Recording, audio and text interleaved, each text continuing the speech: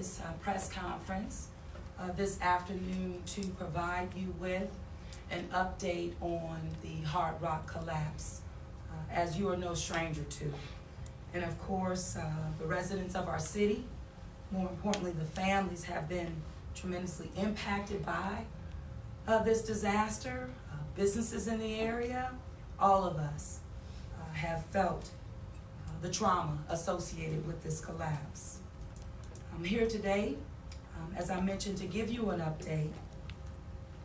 The last plan that was submitted to the city of New Orleans, and we've made that known to you, calling for a traditional demolition, that last plan stretched that timeline out to really over a year, almost more than a year.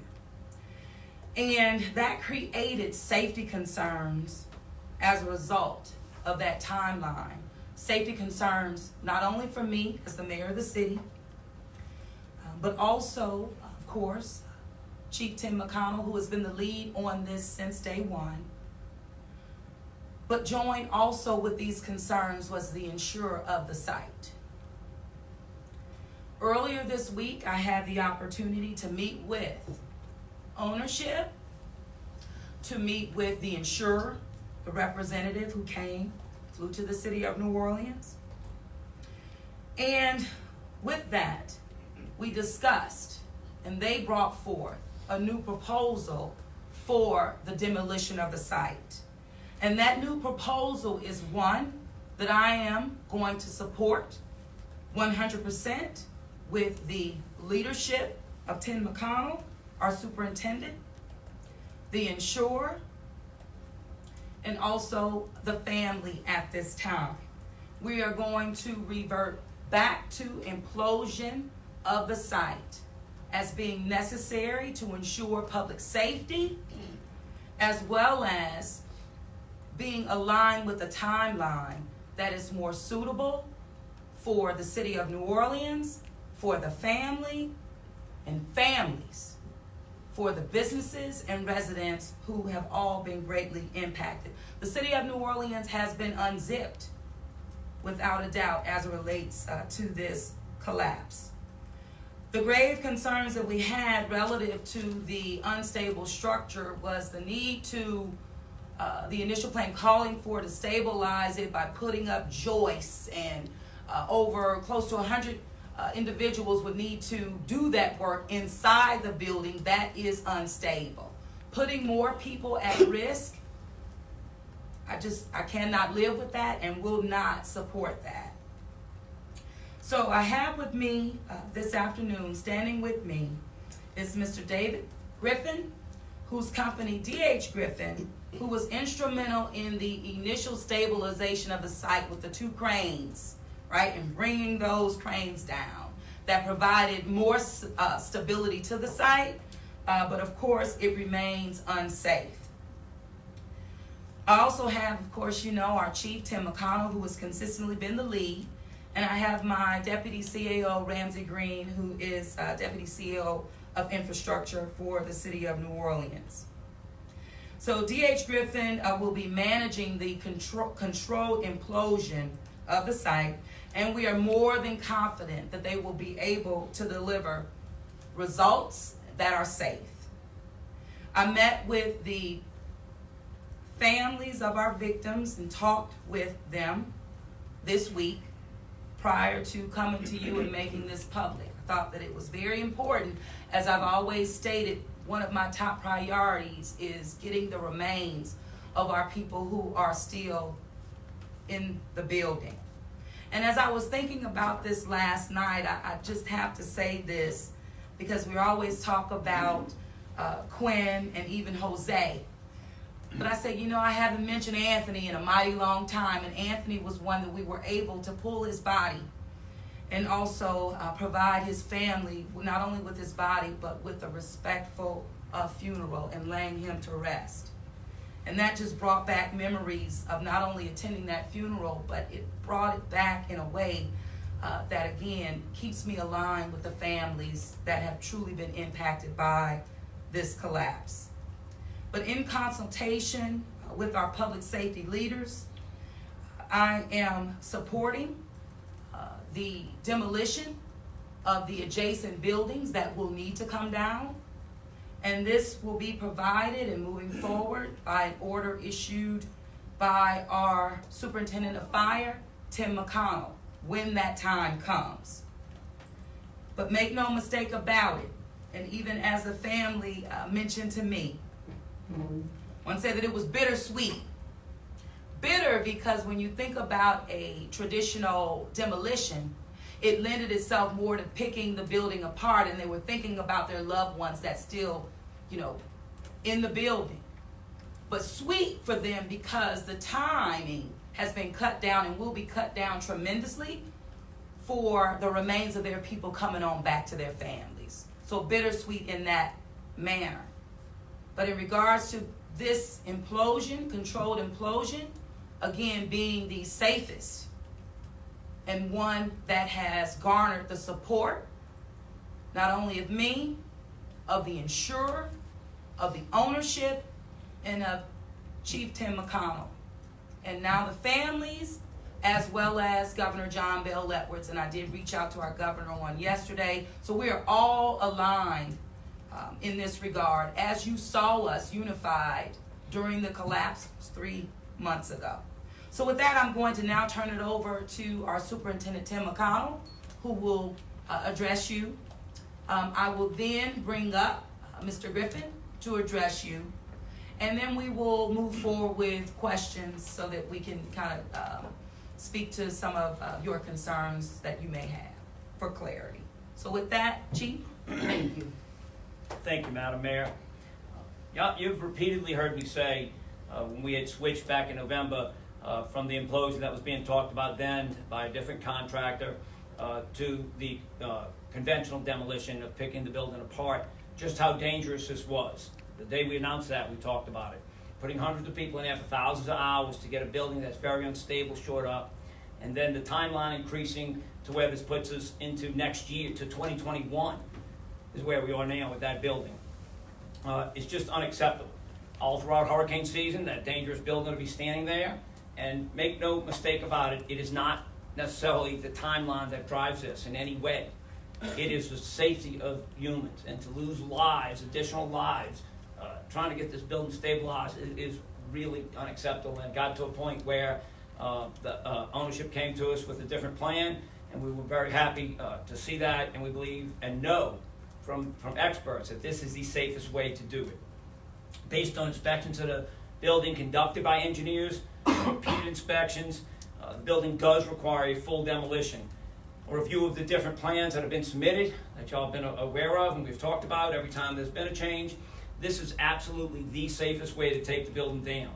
And the benefit of having the shorter timeline is obviously something that will help. We have hurricane season on June 1st. And so the goal is to do this safely and quickly and allow the demolition to be done and get the recovery of victims. And once again, I always talk about the recovery of evidence, but we've always talked about life safety being number one, and this gets us there. Thank you, Chief. Now, Mr. Griffin, could you just come and just share a little bit? Yeah, my name's David Griffin, president of the D.H. Griffin Companies. Our company's been in the demolition business for over 60 years. We specialize in large-scale, complicated demolition projects throughout the United States. Our company was involved in the World Trade Center cleanup after the terrorist attacks of 9/11, and we'll be working hand in hand with the ownership group, the City of New Orleans, and all related parties to get this project done safely and turn it back over to the City of New Orleans. Thank you. Thank you so much. Thank you for having me here, Madam I Mayor. appreciate that, and just to kind of speak to some of the things that may be kind of going on, in your head and mind. Ms. Latanya, you want to take us through Q&A? Yes, Madam Mayor. Does anyone have a question? WDSU Casey Moran. Can you give us a depiction of what it might look like for other buildings in that area that are near there, other than the adjacent buildings that will eventually also be demolished? Okay, so in regards to the surrounding area, it does speak to, again, this implosion being the safest, because we can ensure that there would be no people in the surrounding area during the time of demolition and when that occurs. And so if we want to speak a little bit more to that, Chief, you want to add to that? Yes. We'll be working just as we've done with each of the iterations that have come out. We have our engineers as consultants that are on board that will vet the plan and make sure that it's safe. But the owners brought these folks in because they have the expertise and they believe they can do this without affecting any other structures. And that's why we're happy to see someone come in who had the amount of expertise in this field and the years of experience and the hundreds of buildings that they've given us. So we asked for, I think we've talked about it, I know we've talked about it before, we've asked for the credentials of the people every time this has happened. We asked these folks, they were given the same questions everybody else was given, and prove to us you're qualified, and we've gotten back so far has made us feel very comfortable that they can do what they say they can do. We would hope that no other buildings would be affected. And obviously, they'll give us more confidence of that before we get to the 0 hour. Right, and proper insurance will be, taken out as it relates to the contractors doing that work in an upward of $50 million. And of course, working with the governor of Louisiana as it relates to immunity, as it may involve, or really will not involve, but making sure that the insurance is really looking at in the implosion area. So much like we had to go through when we did the initial demolition, we will do really the same, but making sure that that area is safe, that it's protected. We will have the environmental task force out there as we did, before. We will have to do sound. We did that as well. It was the Monitoring of sound and monitoring of sound, monitoring of air. All of those things will be put in place, once again. And because we've been here before in that regard, we believe and we know that we're prepared to move forward with this implosion, controlled implosion, and immediately after being able to move with extraction, and that is securing the remains of our individuals, who are still in the building. Catherine Mazzone, Fox 8. And actually, Madam Mayor, I was just going to ask about that. Do you believe that this implosion will make extraction more difficult? Well, I think that one of the things is that it's how we respond to that one prep, and they've done this before in terms of marking areas where we know where the areas where our people are, so that it will make the extractions much easier. And this is not new to Mr. Griffin's firm and those who will be working on site providing that service to us. So I'm confident, and I have assured the families that we will get their remains, and that will be the next step that's tied to the implosion. It's removing our people, which has always been my top priority. Chief, you want to speak to that? Anything you need to add?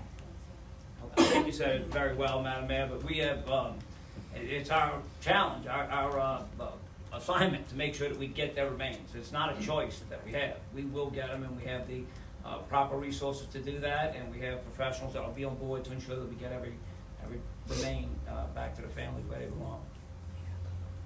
WGNO. So what is the time frame of this implosion, and when the implosion happens, how long will it take to clean up? Okay, so, and then I'll bring you in here. Now, what I know as it relates to the time frame for the implosion, we're looking at mid-March. Now, there's activity surely that will begin prior to that. We still have the crane that's in the ground that can be removed. We have even debris in the area, but we're looking at mid-March, and you can get me straight. I don't need to get me straight. Yeah, right now, like I say, we're gonna be, over the next several days, we're continuing to work on some of the plans. We'll be getting you more information in the coming weeks as we narrow that down. And like the Madam Mayor said, we're looking at mid-March sometime, and it'll probably be sometime, I'd say, between mid-March and the end of the March. That would kind of be the time frame we're working in right now. And as we get further along, we'll be giving you updates as we get closer to the time. Thank you. Yeah, and I'm thinking about in our mind, how we we're a city of things that's always coming, right, and events and planning. But in that time frame, you have wanting to see this done before French Quarter Festival, before Jazz Fest, kind of in after Mardi Gras, of course, but in that time frame. After they'll be able to reduce the footprint of the site and just begin to remove debris from the site, and it will be it will come down. How long will it take for that debris to be removed, you think? Oh, that can take some weeks. That can take some time. 2 to 3 months. 2 to 3 Safe months. to say 2 to 3 months.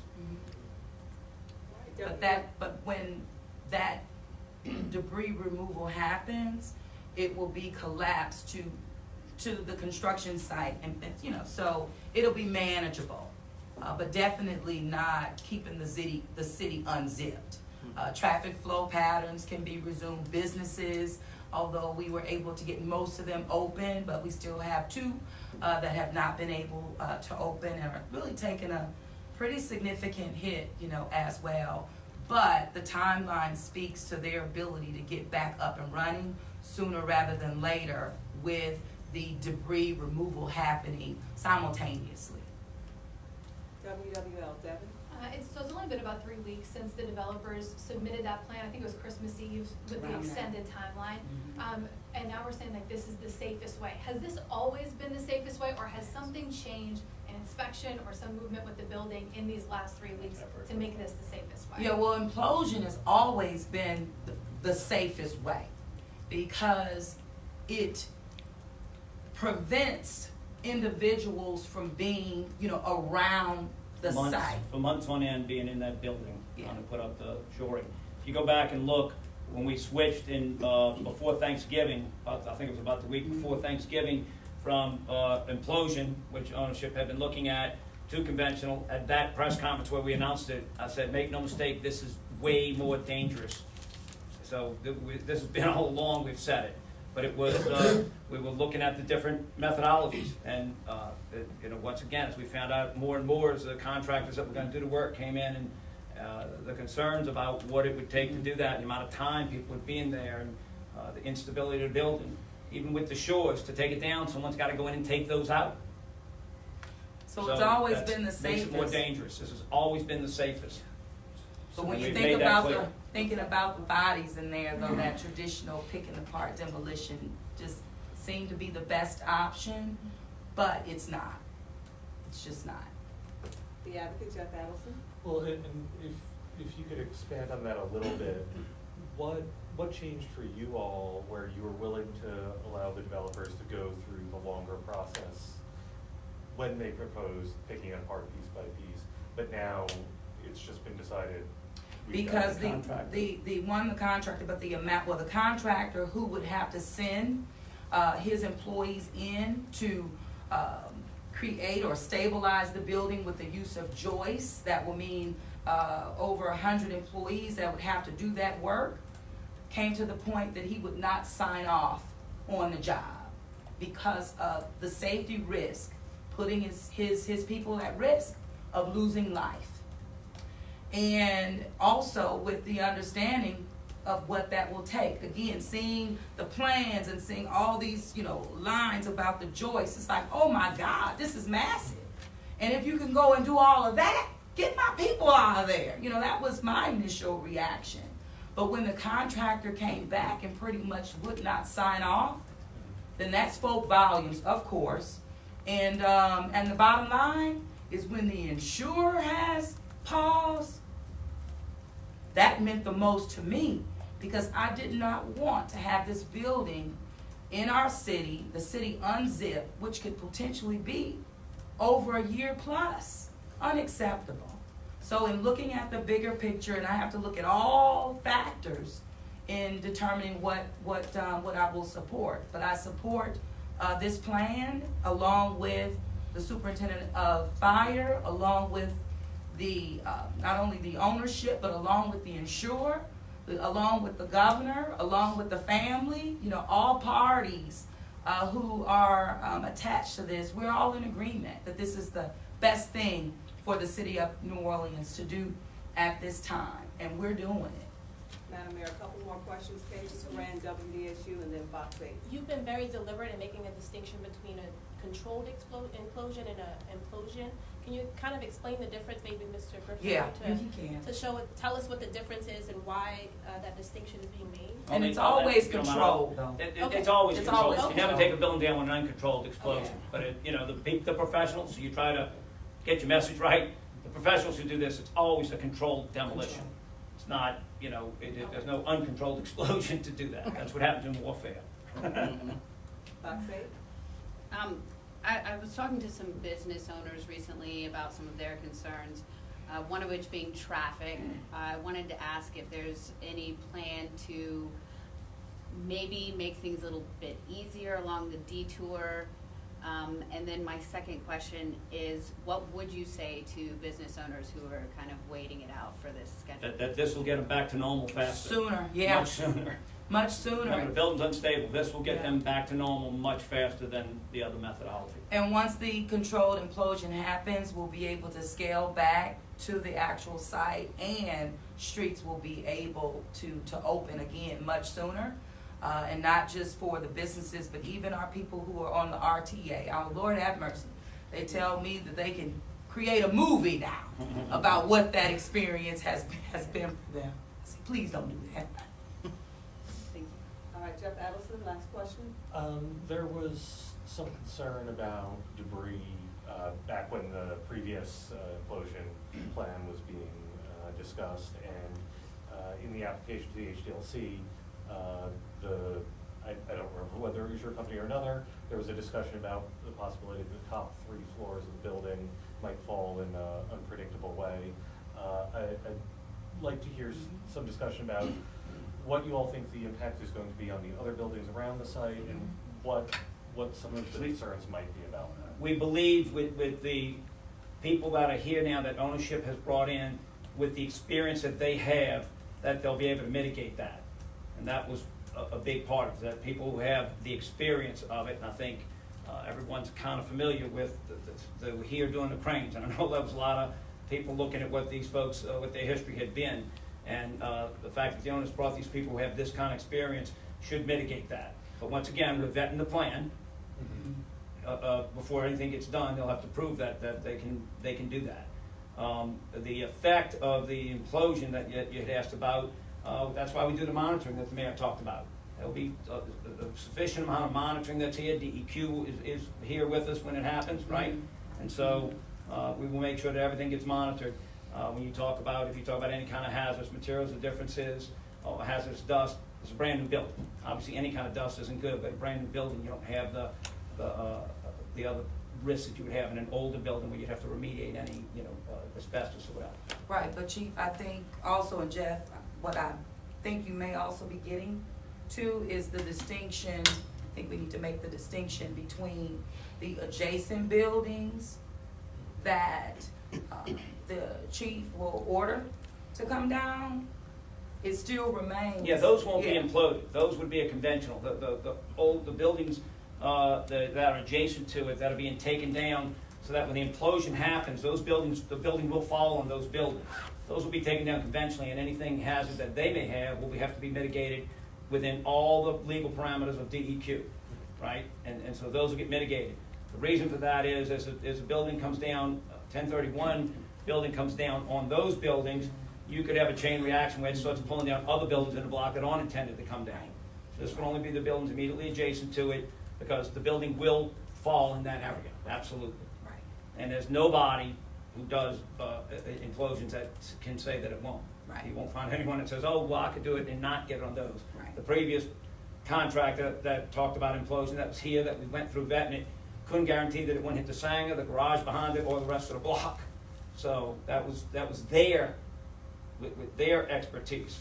The folks who are coming in now can assure us that they are assuring us, but they'll have to prove it that they can. I guess, and just to ask the contractor, y'all are assuring the city that you won't hit that debris won't hit the Sanger or any of the other buildings, or? Yeah, that's correct. And like I say, in the days to come, we'll be, I'm sure we'll be having a lot more meetings, a lot more press conferences, and we'll give more details in the days to come about our plan So we'll be able to speak further on it, a little bit down the road. Last question, WWL. This is, Wait, let me let If I Ramsey can have- ask. If I can have one thing, Jeff. In the protection of city assets due to the debris field, unfortunately, we have practice on this from the cranes. There was matting done along Rampart Canal where the subsurface electrical line that feeds the French Quarter is. We worked really well with Entergy. We know what's underneath both Canal and Rampart, and the city obviously has a tremendous incentive to do this in a minimal impact way because of the Sanger and the bigger impacts on the area. And that's how crucial those three buildings are, is providing a margin of area for debris to fall. I just wanted to add that. Well, and that's why those buildings need to be Yes. ordered to come down, so that debris Good point. falls, then they will not cascade and potentially other buildings will fall as well, come down as well. I know the developer sent out a press release saying that there was an injunction on some work being done. This was about a little over a week ago. And they said that there was a court Just the evidentiary approved plan. stop. Oh, okay. Yeah, let me, to preserve some evidence. I don't mean to cut you off, but I think you're talking about, it's the evidence plan, right? So all that's still in place. Everything that had to happen before still has to happen for getting evidence. We talked about life safety being number one, recovering the remains of our people. Number two, gathering evidence. So all that's still in place, and that was part of the, when the implosion was initially the plan, that was all being worked on. And so that will all have to be vetted by all of the interested parties still. So that hasn't changed, and that order is still in place. And now the attorneys who are working on that, the parties, interested parties who are working on that, will have to walk through those steps and exactly what that'll look like in conjunction with, OSHA and everyone else who's an interested party. Is there any concern with an implosion that any evidence will be disturbed? And are there any materials in there that might be like dangerous materials? It really comes down to whether it is or it isn't, and that was all being vetted and will be vetted by him, is it worth the risk to life and limb to do that? And so it'll be part of it. The evidence doesn't disappear. And remember, an implosion, maybe there's a better way to say it when we say controlled implosion. Nobody's exploding a building. It's a controlled implosion. It weakens certain components of the building. The building collapses on itself. All the components of the building are still there. And so marking parts and pieces of the building that people want to collect will be part of it. So then when it's down, you'll be able to identify them and gather them. Thank you all. All right, thank you all so much. And, as you've heard from me, and of course, not only the contractors, Mr. Griffin, the chief, that as this continues to develop, we will make ourselves available, updating you every step of the way. And we just appreciate your time. We really do. Thank you. Thank you.